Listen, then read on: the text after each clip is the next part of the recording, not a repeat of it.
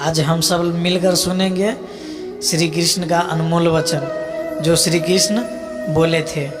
पहले नंबर पर, केवल कर्म करना ही मनुष्य के वश में है, कर्मफल नहीं। इसलिए तुम कर्मफल आसक्ति में न फंसो तथा कर्म का त्याग भी न करो। तुम्हारा क्या गया जो तुम रोते हो? तुम क्या लाए थे जो तुम खो दिया? तुमने क्या पैदा किया था जो नाश हो गया? न कुछ लेकर आए, जो लिया यहीं से लिया, जो दिया यहीं पर दिया, जो लिया इसी ईश्वर से लिया, जो दिया इसी ईश्वर को। जो मन को नियंत्रित नहीं करते उनके लिए यह शत्रु के समान कार्य करता है।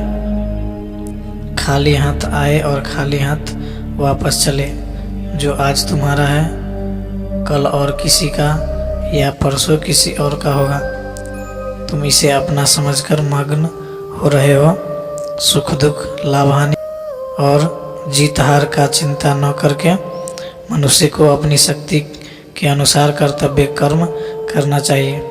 ऐसे भाव से कर्म करने पर मनुष्य को पाप नहीं लगता। जो हुआ वह अच्छा हुआ, जो हो रहा है वो अच्छा हो रहा है, जो होगा वो भी अच्छा होगा। तुम भूत का पश्चात न करो, भविष्य का चिंता न करो, वर्तमान चल रहा है। क्रोध से भ्रम पैदा होता है, भ्रम से बुद्धि व्यर्थ होती है। जब बुद्धि व्यर्थ होती है तो तर्क नष्ट हो जाता है। जब तर्क नष्ट हो जाता है तो व्यक्ति का पतन हो जाता है।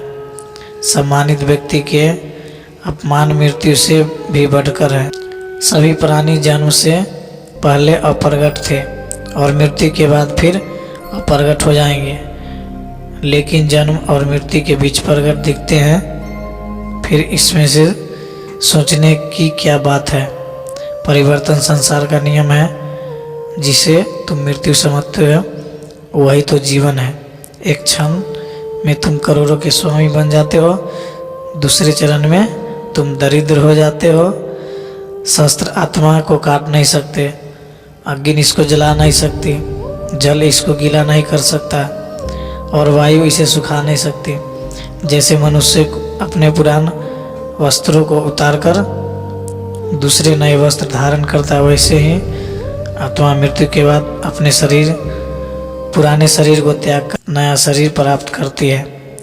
आत्मा न कभी जन्म लेती है और न मरती है। शरीर का नाश होने पर भी नष्ट नहीं हो।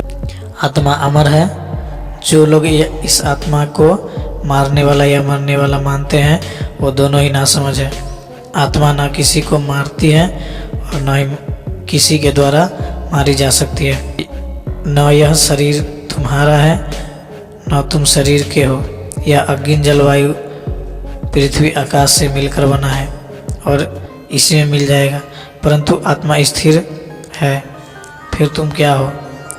तुम ज्ञानियों की तरह बातें करते हो, लेकिन जिनके लिए शौक नहीं करना चाहिए उनके लिए शौक करते हो। मृत या जीवित ज्ञानी किसी के लिए शौक नहीं करते। कर्म ही व्यक्ति जो चाहे बन सकता है यदि विश्वास के साथ एक इच्छित वस्तु पर लगातार चिंतन करे। मैं काल हूँ, सबका नाशक। मैं आया हूँ इस दुनिया को उपभोग करने के लिए। कर्म उसे नहीं बांधता जिसने काम का त्याग कर दिया।